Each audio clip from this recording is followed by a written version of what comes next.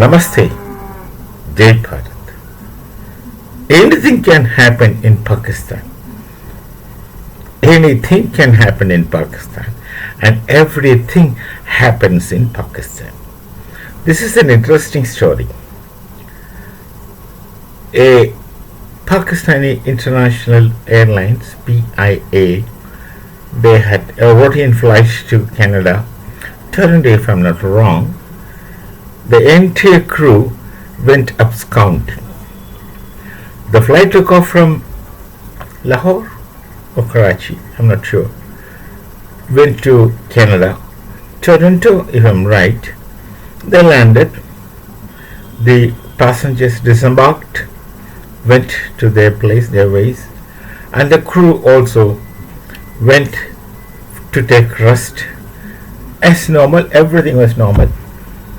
And the pilots, co-pilot, if there were more, I don't know, and the entire cabin crew, they all went to take a rest. When the flight was to return, nobody came, nobody turned up. Then they tried to contact these people. All of their mobile phones were switched off, and these people went absconded. And then they reported to the police and said, "We are the Pakistan International Airlines, so and so number, their crew. We don't want to go back to Pakistan. We would like to stick around here. We would need asylum." I don't know which category of asylum they're asking for. Political, I don't know. Political asylum means there must be victims, but they are Pakistanis, well fitting into the religion. They don't want to live in Pakistan, but wanted to continue as Pakistanis. That's the point. They wouldn't like to live in Pakistan, but they would want to continue as Pakistanis with their Pakistani thoughts and such things, which are going to be a pain in the wrong side for the Canadians. That's for them to deal with. They have then reported to the police, and then they are seeking political asylum. Now look at this. An entire crew of an international airlines do not want to go back to Pakistan. And I think, as far as this phenomenon is concerned, they are justified because they can't go back and live a normal life in Pakistan. That's the kind of life people living in Pakistan.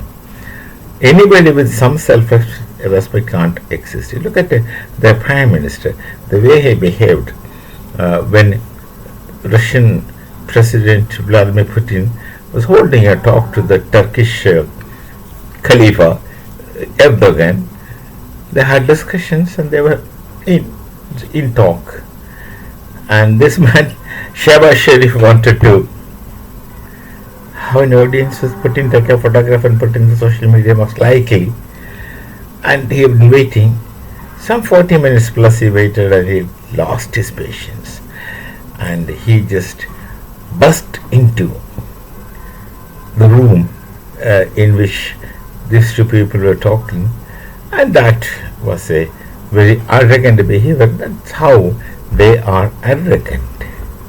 They are arrogant, indisciplined, and less human. This man walks in, pushing the door open. Then what happened to him, I don't know. He came back. He came out of the room after some time exasperated, and Russian security had gone in.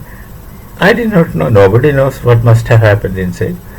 But he came out exasperated. What did this man achieve? He's a person who's holding the chair, should have maintained some balance. Some balance. He can at the best quit that meeting and get himself away from that place back to the state. That would have been a kind of dignity, which of course Pakistan did not have. They had ever been begging for their petty gains, do anything for their gains, sell anything and everything for their things, and that's a kind of situation in Pakistan. And law and order is something which is not found. Anarchy, indisciplined society, corruption beginning from the top. Insecurity, lawlessness. A sensible man can't live there. In order to live in Pakistan, you have to be necessarily senseless, shameless, and pointless. So this crew vanishes. But they are going to be a problem for Canadians because they carry the same thought structure and behavior pattern wherever they go, which they are not going to change in all likelihood. Vast majority won't. Let's see. We shall meet again. Namaste. Jai Bharat, Jai Siya Ram.